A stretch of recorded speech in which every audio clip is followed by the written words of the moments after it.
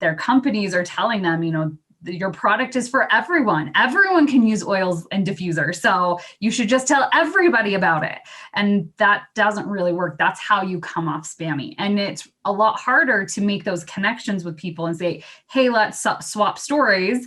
And then you're talking to somebody who maybe is like working on an oil rig or something like that. And you're like, okay, I have nothing in common with you.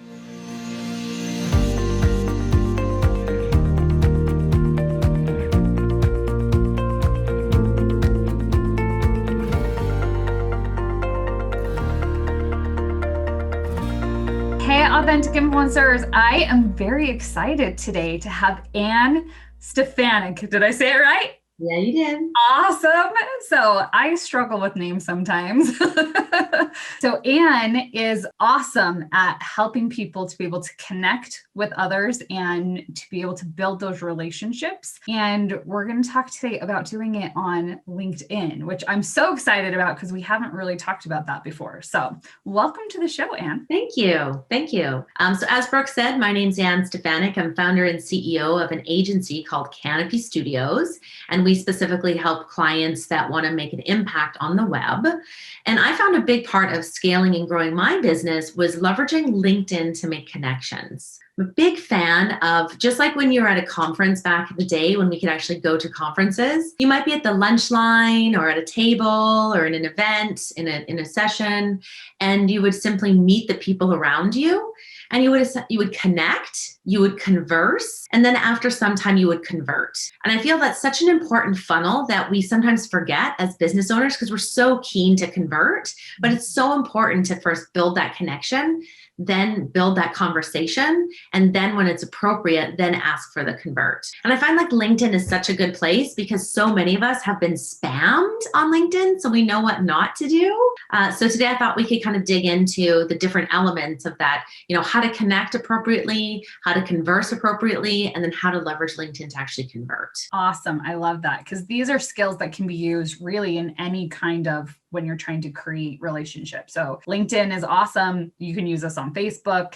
And I think and we can talk about why people would want to look at LinkedIn, because I've noticed there's just different people that are on Facebook versus the people who are on LinkedIn. And a lot of the times, when people are doing the copy and paste messages and stuff that they got from their upline of, this is what you should take this and just post it and message 20 people a day with this. And most of those posts, they connect in one sentence, they converse and everything in one sentence, and then they try to convert all in one post and just do all three all at once. And that doesn't quite work. That's right. I don't know how many LinkedIn requests I get per day. I think probably 10 or 20 where they're like, hi, I'm so-and-so. I think that we should talk and here's my link to schedule a meeting. And I'm like, who are you? You never walk up to somebody in the lunch line at a conference and be like, hi, do you want to buy my stuff? It's super awkward and weird. So there is this natural element of leveraging LinkedIn in a really authentic space.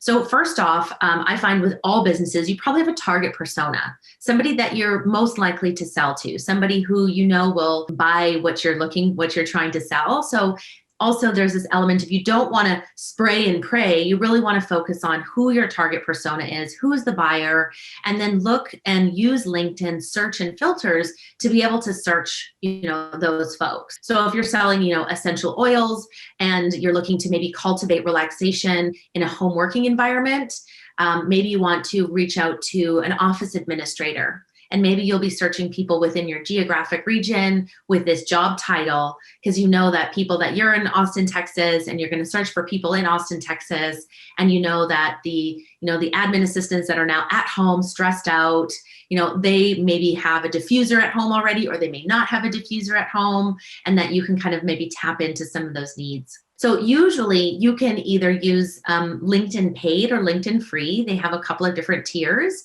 As you get into the paid tiers, then you get to actually do a little bit more digging and you can send more in-mail credits. If they reply to you, you actually get the credit back in your inbox. So if they don't reply to you, use a credit. If they do, you actually get that credit back. And then you can also leverage Sales Navigator, which is a paid monthly subscription that actually lets you do more sophisticated searching and mining. So once you feel comfortable and you found that it is an avenue that you can use LinkedIn to find new contacts, you could actually pay for a tool to help you kind of mine for more qualified folks. If you're like, yes, those admin assistants are stressed out and we've gotten some good traction there. And then it's about really customizing that initial invite. Is that so many people on LinkedIn are like, hi, would you like to buy my stuff? And they just delete you. Mm-hmm. So it is one of those things where you're like, hi, I see you're an admin assistant. I bet this COVID work has been really hard from home. I'm also having a hard time working from home. Let's connect. Totally human, base level, talks to their pain, doesn't even talk about your product yet. And then they're like, yeah, it has been hard working from home and I am homeschooling and I'm going to connect with this person. And then when they connect, they often won't reply because it's just a quick button. Then you would go and jump in and say, hi, Jane, thanks so much for connecting. I'd love to swap stories sometime. Sounds good? All you have to write is like a little open-ended question. And then they'll be like, yeah, that sounds good. Or, hey, I'm really busy. Let's talk next week. Or, hey, I'm not interested in talking right now, but I'm glad to connect. And then, you essentially, once they've connected, then you have room to create a bit of a dialogue. And this is, again, before you even start talking about your product, you're just kind of talking about common pain points that'll eventually lead you to talking about the product. So then if we continue on that journey, you on your LinkedIn want to then post stuff on your wall. Right? Post articles, oh, wow, this person really reduced their stress by using their diffuser and before bed and while they were, homeschooling their kids, whatever the case may be, and like leverage that content you're getting from the main upstream of content and post on LinkedIn as well.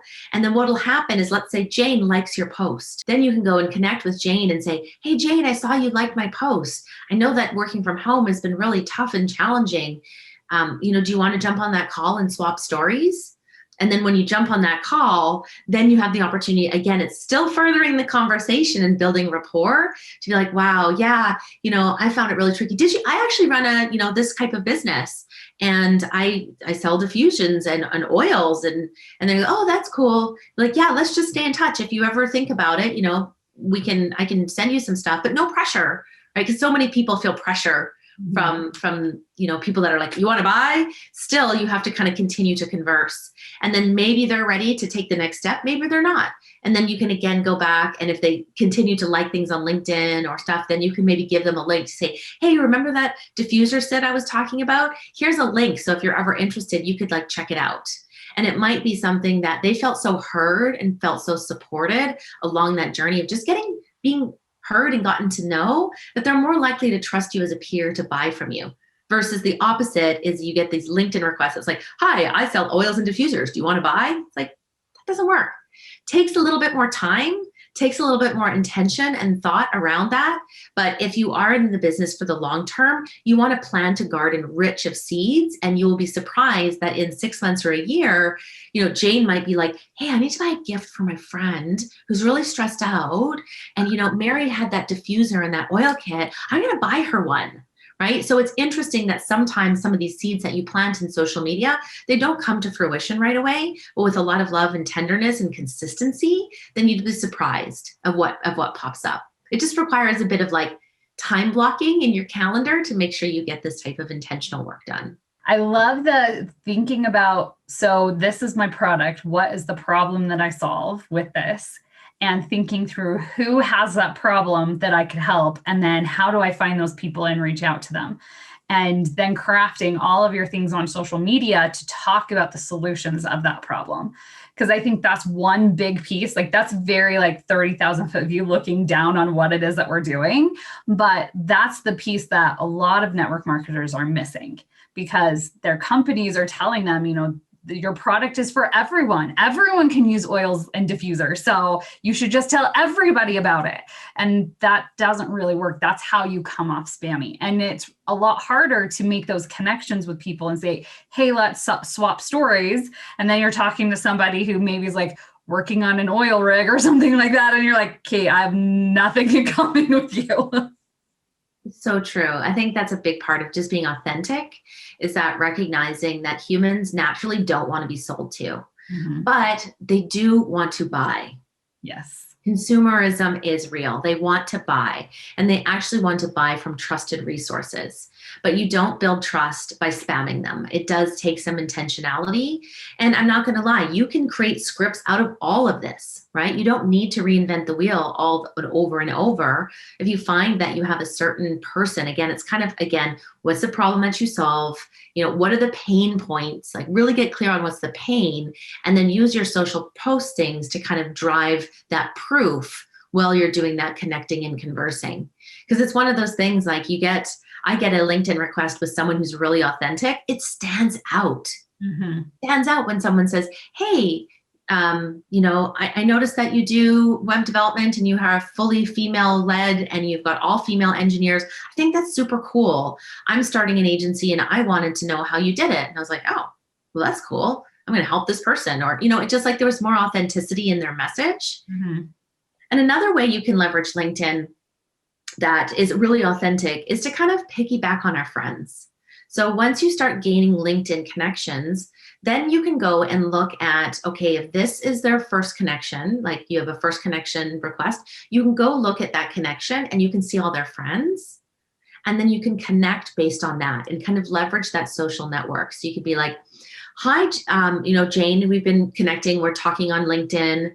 Then I could go to Jane's friends and I see that she has a bunch of different, like, moms that she's in a group with. And I can go and click on one of those. And let's say, that's Sally. And I can click on Sally's profile and put a connection request and say, hi, Sally. I see that we have a mutual connection of Jane. I'd love to expand my network and get to know you. I'm sure we share some common interests. Sounds good? And more often, people are likely to connect with a cold LinkedIn request if you connect it to another human in their network. Mm. So if you don't really know their problem, if you think, like, I don't know if this person's an admin assistant or if they're a mom, who knows, but I know they're connected to Jane, that sometimes will leapfrog you into building out your network. And that kind of becomes a spider. So if you do X number of cold connections where you're just trying to, get into new relationships with people, and then you do X number of connect through a connection, that really, we've noticed that when I do my LinkedIn networking, both of those avenues are really skillful. The one with, oh, I see that you know Tony, we probably share some common interests. Let's stay in touch. Sounds good. They're often more likely to connect than the totally cold outreach, because it is kind of a warm introduction, even though you're introducing yourself. You know what I mean?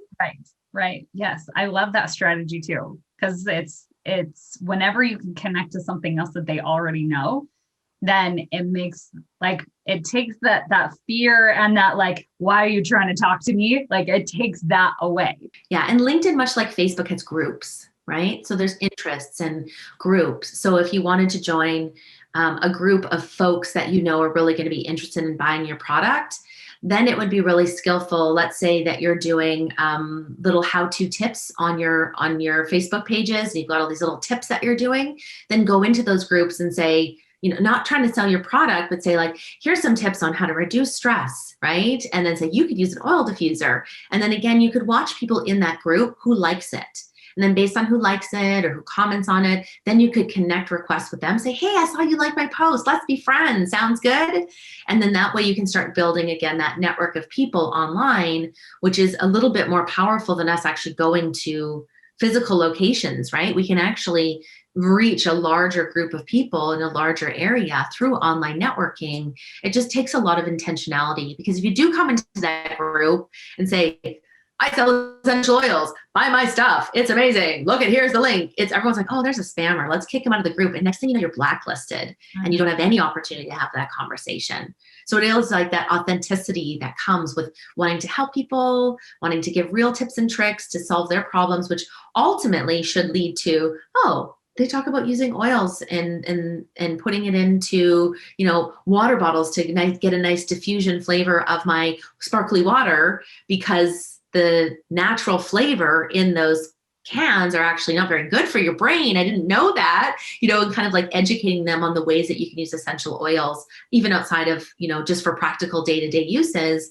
People go, oh, cool. And then they kind of get hooked in, then you can, sell to them after. The authenticity is so key. So I love that you've created a whole podcast about this, because I feel like, again, people go to sell, and it's that connect, converse, and then convert.